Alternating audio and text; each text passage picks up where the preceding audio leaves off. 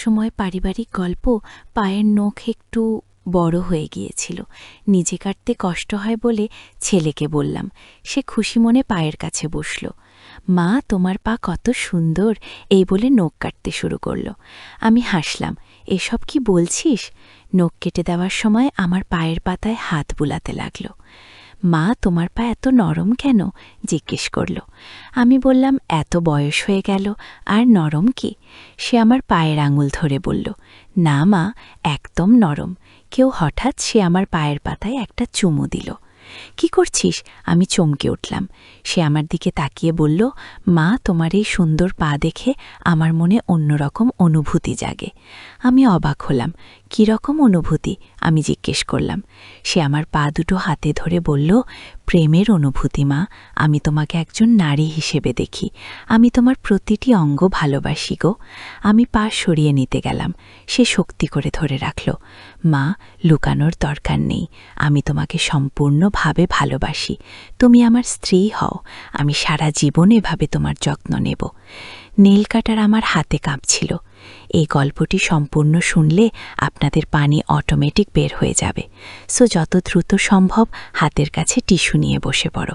বিছানার চাদর যেন নষ্ট না হয় সেটা সম্পূর্ণ খেয়াল রাখার অনুরোধ জানিয়ে গল্পটি এখন শুরু করব। তার আগে সর্বশেষ অনুরোধ, দয়া করে এমন পানি বের করার গল্প নিয়মিত শুনতে আমাদের চ্যানেলটি সকলেই সাবস্ক্রাইব করুন। ধন্যবাদ। হ্যালো বন্ধুরা, আমার নাম রীনা চক্রবর্তী।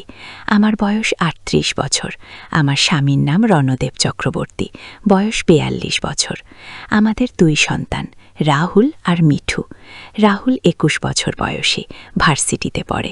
মিঠু ১৪ বছর বয়সী, হাই স্কুলে যায়। ঘটনাটা ঘটেছিল গত সপ্তাহে। আমি তখন বাসায় একা ছিলাম। রণদেব অফিস থেকে ফিরতে দেরি। মিঠু বান্ধবীর বাসায় গিয়েছে। শুধু রাহুল আর আমি বাসায়। সকাল থেকেই পা বেশ ব্যথা করছিল। হাঁটু থেকে পায়ের পাতা পর্যন্ত একটা অদ্ভুত যন্ত্রণা। রাহুল আমার কাছে এসে বলল, মা, কি হয়েছে? তুমি এত কষ্ট পাচ্ছ কেন? আমি বললাম, পা ব্যথা করছে বাবা, নখগুলো বড় হয়ে গেছে, কাটা দরকার। ও, রাহুল বলল, আমি কেটে দিব, বসো। এখানে গিয়ে সে আমার পায়ের কাছে বসে নেল কাটার নিয়ে আসলো। প্রথমে একটু দ্বিধায় ছিলাম। বড় হয়ে যাওয়া ছেলের কাছে এমন সার্ভিস নেওয়াটা একটু অস্বস্তিকর মনে হচ্ছিল, কিন্তু তার আগ্রহ দেখে আর কিছু বললাম না। রাহুল আমার পা তার কোলে নিয়ে আস্তে আস্তে নখ কাটতে শুরু করলো। মা, তোমার পা দেখে মনে হয় কোনো রানীর পা গেয়েও। আমি হেসে বললাম, এসব কি বলছিস? আমার মতো সাধারণ গৃহিণীর পায়ে আবার এমন কি? সে বলল, না মা, সত্যিই বলছি, তোমার পায়ের গঠন একেবারে পারফেক্ট। আঙুলগুলো এত সুন্দর নরম, আমার মনে হয় তুমি একসময় ড্যান্সার ছিলে। খুব অবাক হলাম। ছোটবেলায় সত্যিই ড্যান্স শিখেছিলাম, কিন্তু এত বছর পর রাহুল কিভাবে বুঝল? তুমি কি করে জানলে আমি ড্যান্স করতাম? আমি জিজ্ঞেস করলাম। রাহুল মুচকি হেসে বলল, তোমার পায়ের মুভমেন্ট দেখেই বোঝা যায়। এমনকি হাঁটার সময়ও তোমার একটা রিদম আছে। সত্যি আমি অবাক হয়ে গেলাম। আমার নিজের ছেলে আমার সম্পর্কে এত কিছু খেয়াল রাখে। নখ কাটার পর সে আমার পায়ে হাত বুলিয়ে দিল। মা, তুমি আবার ড্যান্স শেখাও না কেন? আমি দেখেছি পাড়ার অনেক আন্টিরা ড্যান্স ক্লাস করে গিয়েও। আমি বললাম, এই বয়সে আবার ড্যান্স? লোকে কি বলবে? রাহুল বলল, লোকে যা বলার বলুক, তুমি তোমার পছন্দের কাজ করো। কি তার কথা শুনে আমার মন ভালো হয়ে গেল। এতদিন পর কেউ আমার স্বপ্নের কথা বলল। হঠাৎ আমার পায়ের পাতায় একটা আলতো চুমু দিল। রাহুল, এটা কি করলে? আমি চমকে উঠলাম। সে লাজুক হেসে বলল, সরি মা, আসলে আমি তোমার পায়ের সৌন্দর্য দেখে মুগ্ধ হয়ে গিয়েছিলাম। মনে হলো এই সুন্দর পায়ে একটা সম্মানজনক চুমু দেওয়া দরকার গো। আমি বুঝতে পারলাম রাহুল আসলে আমার প্রতি শ্রদ্ধা প্রকাশ করছে। অনেক সংস্কৃতিতে মায়ের পায়ে চুমু দেওয়া একটা সম্মানের ব্যাপার। তবু আমি একটু অস্বস্তি বোধ করলাম। রাহুল, তুমি এভাবে আমার প্রতি শ্রদ্ধা দেখাতে পারো, তবে এভাবে নয় গো। আমি তাকে বোঝানোর চেষ্টা করলাম। রাহুল বলল, মা, আমি তোমাকে খুব ভালোবাসি। তুমি শুধু আমার মা নও, তুমি একজন সুন্দর নারী, একজন অসাধারণ মানুষ। তার কথা শুনে আমার চোখে পানি এসে গেল। এতদিন পর কেউ আমাকে একজন নারী হিসেবে দেখেছে, শুধু একজন মা বা স্ত্রী হিসেবে নয়। রণদেব অনেকদিন ধরেই আমার দিকে সেভাবে তাকায় না। সারাদিন কাজের চাপে সে ক্লান্ত হয়ে থাকে। হঠাৎ রাহুল আমার 2 পাতার 2 হাতে নিয়ে বলল, মা, আমি চাই তুমি আবার ড্যান্স শিখো। আমি চাই তুমি তোমার সৌন্দর্য ফিরে পাও। তুমি যদি চাও আমি তোমার সাথে ড্যান্স পার্টনার হতে পারি গো। আমি অবাক হয়ে বললাম, তুমি ড্যান্স জানো? রাহুল বলল, হ্যাঁ, কলেজে আমাদের একটা ড্যান্স ক্লাব আছে, আমি সেখানে কন্টেম্পোরারি ড্যান্স শিখেছি গো। আমি ভাবলাম, এ কি অদ্ভুত কাকতালীয় ঘটনা। আমি যে ড্যান্সের স্বপ্ন দেখতাম, আমার ছেলেও সে পথে এগিয়ে গেছে। হয়তো এটা আমাদের জেনেটিক্স। রাহুল বলল, মা, আমি তোমার সাথে একটা ড্যান্স পারফরমেন্স করতে চাই, মা ছেলের একটা সুন্দর ড্যান্স। তুমি রাজি আছো? আমার মন চলে গেল ছোটবেলার দিনগুলোতে, যখন আমি স্টেজে ড্যান্স করতাম, সবাই তাকিয়ে থাকত। কিন্তু রাহুল, মানুষ কি ভাববে মা ছেলে একসাথে ডান্স করছে? আমি সন্দেহ প্রকাশ করলাম। রাহুল বলল, মা, এটা খুবই নর্মাল, অনেক মা ছেলে একসাথে পারফর্ম করে, এতে কোনো খারাপ কিছু নেই। সত্যিই তো, আমি কেন এত চিন্তা করছি? মা ছেলের বন্ধন তো পবিত্র, আমরা একসাথে ডান্স করলে সেটা হবে একটা সুন্দর আবেগপূর্ণ মুহূর্ত। ঠিক আছে, আমি চেষ্টা করে দেখি। আমি রাজি হয়ে গেলাম। রাহুল খুশিতে লাফিয়ে উঠল। সত্যি মা, তুমি রাজি? আমি মাথা নাড়লাম। রাহুল উঠে দাঁড়িয়ে আমার হাত ধরে বলল, চলো এখনই শুরু করি, আমি তোমাকে কিছু বেসিক স্টেপ শেখাবো গো। আমি বললাম, এখনই? আমি তো প্রস্তুত নই। কি? রাহুল বলল, কোনো সমস্যা নেই মা, আমরা যেমন আছি তেমন শুরু করি। সে আমাকে হাত ধরে দাঁড় করালো। আমার মনে পড়ল, ছোটবেলায় আমিও এভাবেই আমার ড্যান্স টিচারের সাথে প্র্যাকটিস করতাম। রাহুল বলল, মা, প্রথমে আমরা একটা সিম্পল ওয়াল টাচ করব, তুমি শুধু আমার লিড ফলো করো। আমি নার্ভাস হয়ে গেলাম।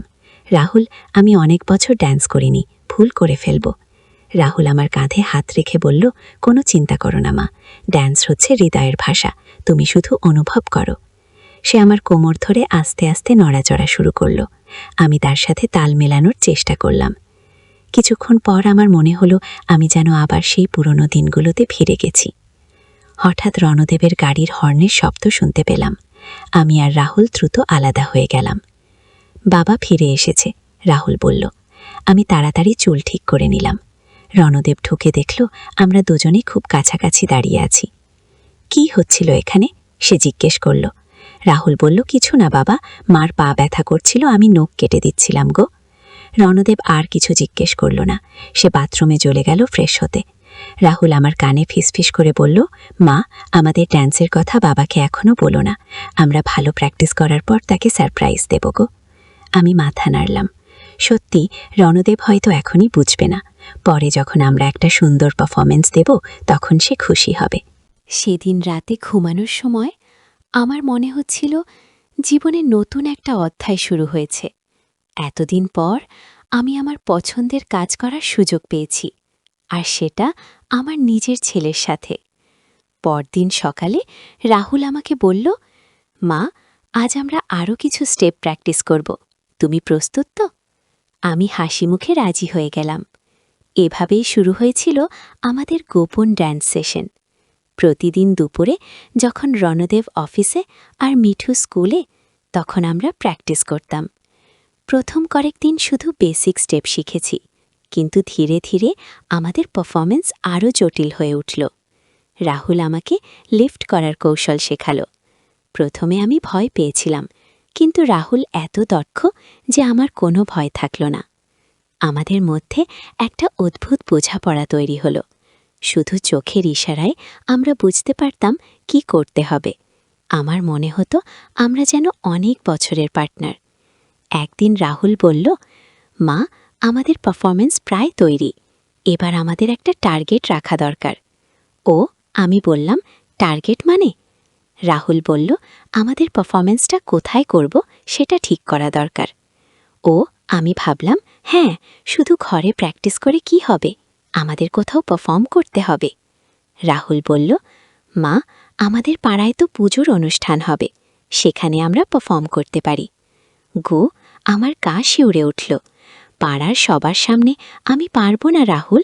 রাহুল আমার হাত ধরে বলল, পারবে মা, তুমি এখন যেভাবে ড্যান্স করো দেখলে মানুষ মুগ্ধ হয়ে যাবে। গো, সত্যি বলতে গত কয়েক সপ্তাহে আমি নিজের মধ্যে অনেক পরিবর্তন অনুভব করেছি। আগের চেয়ে আমি অনেক বেশি আত্মবিশ্বাসী হয়ে উঠেছি। আমার চলাফেরায় কথাবার্তায় একটা নতুন প্রাণবন্ততা এসেছে। রণদেবও টের পেয়েছে। সে কয়েকদিন আগে বলেছিল, তুমি আজকাল খুব খুশি খুশি থাকো, কোনো বিশেষ কারণ আছে? আমি হেসে বলেছিলাম, কোনো কারণ লাগে নাকি খুশি থাকার জন্য। কিন্তু সত্যি কথা হচ্ছে, আমি জানতাম আমার এই পরিবর্তনের পেছনে রাহুল আর আমাদের ড্যান্স সেশনের অবদান আছে। প্রতিদিন ড্যান্স করার ফলে আমার শরীর অনেক ফিট হয়ে গেছে, আর মানসিকভাবেও আমি অনেক ভালো বোধ করি। একদিন রাহুল বলল, মা, আমাদের একটা কস্টিউম দরকার হবে, তুমি কি পরতে চাও? আমি ভাবলাম, হ্যাঁ, পারফরমেন্সের জন্য আলাদা পোশাক লাগবে তো। রাহুল বলল, মা, তুমি একটা সুন্দর শাড়ি পরো, আমি স্যুট পরব, আমাদের কালার কোঅর্ডিনেট করতে হবে। আমি রাজি হয়ে গেলাম। আমার কাছে একটা লাল রঙের খুব সুন্দর শাড়ি আছে। রণদেব সেটা আমাকে বিয়ের বার্ষিকীতে উপহার দিয়েছিল। রাহুল বলল, পারফেক্ট, আমিও একটা লাল শার্ট কিনব। আমি বললাম, কিন্তু রাহুল, তোমার বাবা কি বলবে, তুমি হঠাৎ এত টাকা খরচ করছো কি? রাহুল বলল, চিন্তা করো না মা, আমার টিউশনের টাকা দিয়ে কিনব। আমার মন ভারী হয়ে গেল। রাহুল তার নিজের টাকা খরচ করে আমাকে খুশি করার চেষ্টা করছে। আমি কি এত স্বার্থপর হয়ে গেছি? রাহুল, তুমি তোমার টিউশনের টাকা খরচ করো না, আমাদের এই পারফরমেন্সের জন্য এত খরচের দরকার নেই তো। আমি বললাম। রাহুল বলল, মা, এটা খরচ নয়, এটা একটা বিনিয়োগ, আমি চাই আমাদের পারফরমেন্স পারফেক্ট হোক। কি? তার কথা শুনে আমি আবেগপ্রবণ হয়ে গেলাম। হঠাৎ দরজায় কলিং বেলের শব্দ। আমি দেখলাম আমাদের পাড়ার কমিটির সেক্রেটারি পূর্ণিমা দিদি এসেছেন। তিনি বললেন, রিনা, তুমি কেমন আছো? আমি শুনেছি তুমি আজকাল ডান্স করছো। আমি চমকে গেলাম। আমাদের এই গোপন ব্যাপারটা কি করে পূর্ণিমা দিদি জানলেন? রাহুল আমার পাশে এসে দাঁড়ালো। পূর্ণিমা দিদি বললেন, আসলে আমি তোমাদের কাছে একটা প্রপোজাল নিয়ে এসেছি। আমাদের পুজোর অনুষ্ঠানে তুমি আর রাহুল একটা পারফরমেন্স দেবে। আমি শুনেছি তোমরা দুজনে খুব ভালো ডান্স করো গো। আমি আর রাহুল একে অপরের দিকে তাকালাম। কে আমাদের কথা পূর্ণিমা দিদিকে বলেছে? পূর্ণিমা দিদি বললেন, আসলে মিঠুর থেকে শুনেছি। সে বলেছে তুমি আর রাহুল রোজ ঘরে ডান্স করো। আমি ভাবলাম, এত ভালো ট্যালেন্ট আমাদের কমিউনিটিতে আছে, কেন আমরা সেটা সদ্ব্যবহার করব না? আমার মাথা ঝিমঝিম করতে লাগল। মিঠু আমাদের দেখে ফেলেছে, কিন্তু সে তো এ নিয়ে কিছু বলেনি। রাহুল বলল, পূর্ণিমা আন্টি, আসলে আমরা এখনও প্র্যাকটিস স্টেজে আছি। আমি জানি না আমরা পাবলিক পারফরমেন্সের জন্য প্রস্তুত কিনা। পূর্ণিমা দিদি হেসে বললেন, ও বাবা, এত লজ্জা কিসের? মিঠু বলেছে তোমরা অসাধারণ ড্যান্স করো। সে তো একদিন গোপনে দেখেছে। তার মতে তোমাদের ড্যান্স দেখে তার চোখে পানি এসে গিয়েছিল গো। আমার হৃৎপিণ্ড জোরে জোরে স্পন্দিত হতে লাগল। মিঠু আমাদের ড্যান্স দেখে কান্না করেছে? কেন? পূর্ণিমা দিদি আমার চিন্তার ভাব দেখে বললেন, রিনা, তুমি চিন্তিত হোজো না। মিঠু খুশির কান্না কেঁদেছিল। সে বলেছিল তার মা এত সুন্দর ড্যান্স করতে পারে সে জানতই না। তার খুব গর্ব হয়েছিল গো। আমার চোখে পানি এসে গেল। আমার ছোট মেয়েটা আমার জন্য গর্ব অনুভব করেছে, এর চেয়ে সুন্দর কি আছে? রাহুল বলল, তাহলে আমরা একবার চেষ্টা করে দেখতে পারি। তবে পূর্ণিমা আন্টি, আপনি কিন্তু আশা খুব বেশি রাখবেন না। পূর্ণিমা দিদি খুশি হয়ে বললেন, চমৎকার, আমি আর অপেক্ষা করতে পারছি না। তোমাদের পারফরমেন্স আমাদের পুজোর অনুষ্ঠানের হাইলাইট হবে। পূর্ণিমা দিদি চলে যাওয়ার পর আমি রাহুলকে বললাম, রাহুল, এবার আমাদের সত্যিই কঠোর প্র্যাকটিস করতে হবে। পাবলিকের সবার সামনে পারফর্ম করা মানে কোনো ভুল করার সুযোগ নেই গো। রাহুল বলল, মা, আমি জানি তুমি পারবে, কিন্তু একটা সমস্যা আছে গো। আমি জিজ্ঞেস করলাম, কি সমস্যা? রাহুল বলল, বাবাকে এখন বলতে হবে, কারণ পুজোর অনুষ্ঠানে তো তিনিও থাকবেন, আমরা চাইলেও লুকিয়ে রাখতে পারব না। সত্যি তো, রণদেবকে কিভাবে বলবো? সে কি বুঝবে আমাদের এই বন্ধন, নাকি ভুল বুঝবে? সেদিন রাতে রণদেব ঘরে ঢুকল। আমি তাকে সব কথা বলার জন্য মনস্থির করেছিলাম। রণদেব, তোমার সাথে একটা কথা বলার আছে কি? রণদেব বিছানায় শুয়ে পড়ে বলল, কি কথা? আমি বললাম, আসলে আমি আর রাহুল গত কয়েক সপ্তাহ ধরে একসাথে ডান্স প্র্যাকটিস করছি। ও, রণদেব আমার দিকে তাকালো। ড্যান্স প্র্যাকটিস কেন? আমি বললাম, আসলে আমার ছোটবেলার শখ ছিল ড্যান্স করার, রাহুলও ড্যান্স জানে, তাই আমরা ভাবলাম একসাথে কিছু করি।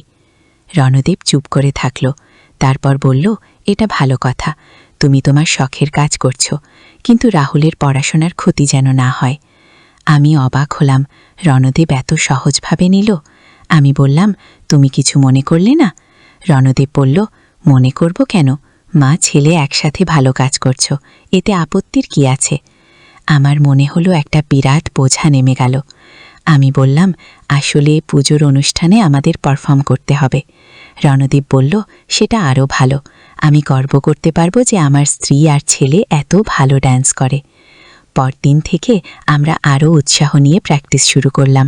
রণদীপ মাঝে মাঝে আমাদের প্র্যাকটিস দেখত, তার মুখে গর্বের হাসি দেখে আমার মন ভরে যেত। মিঠু আমাদের সাথে যোগ দিল। সে বলল, আম্মু, আমিও তোমাদের সাথে ডান্স করব। আমি বললাম, তুমি ডান্স জানো?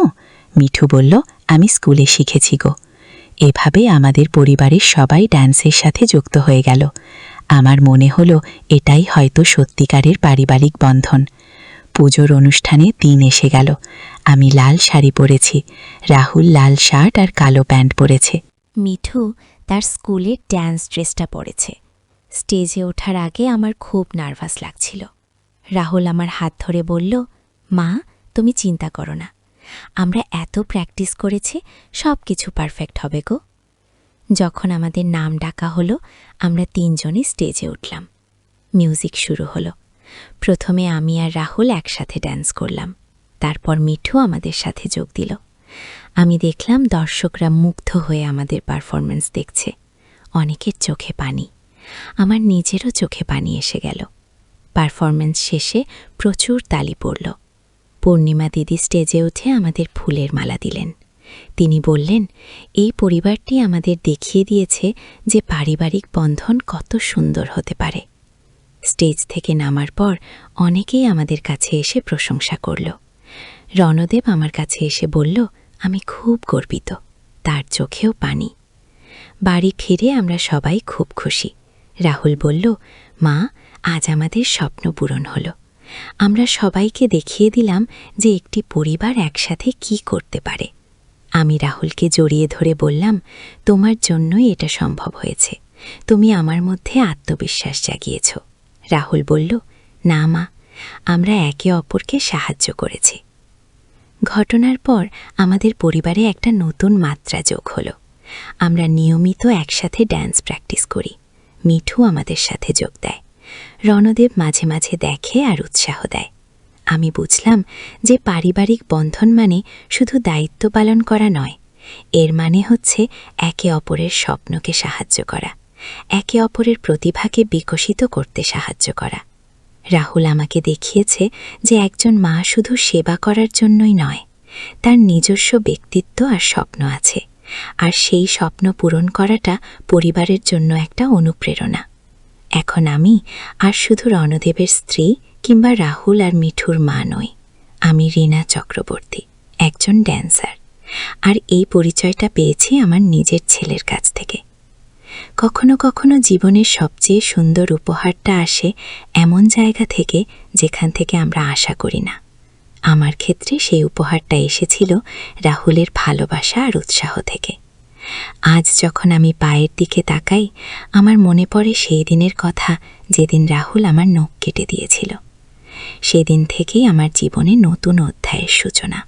আর সেই অধ্যায়ে আমি আবিষ্কার করেছি আমার হারিয়ে যাওয়া স্বপ্ন আর আত্মবিশ্বাস। এখন আমাদের পরিবারে একটা নতুন ট্র্যাডিশন শুরু হয়েছে। প্রতি সপ্তাহান্তে আমরা একসাথে ড্যান্স করি। পাড়ার অন্য পরিবারগুলো আমাদের দেখে অনুপ্রাণিত হয়েছে। পূর্ণিমা দিদি বলেছেন, আগামী বছর তারা একটা ফ্যামিলি ড্যান্স কম্পিটিশনের আয়োজন করবেন। আমি আর রাহুল ইতিমধ্যে নতুন কোরিওগ্রাফির কাজ শুরু করে দিয়েছি। জীবনটা সত্যিই অদ্ভুত। কখনো কখনো আমরা ভাবি আমাদের স্বপ্নগুলো হারিয়ে গেছে, কিন্তু আসলে সেগুলো শুধু অপেক্ষায় থাকে সঠিক সময়ের জন্য। আর যখন সেই সময় আসে, সবচেয়ে অপ্রত্যাশিত জায়গা থেকে সাহায্য আসে। আমার ক্ষেত্রে সেই সাহায্য এসেছিল আমার নিজের ছেলের কাছ থেকে, যে আমাকে শুধু একজন মা হিসেবে নয়, একজন পূর্ণাঙ্গ মানুষ হিসেবে দেখেছিল।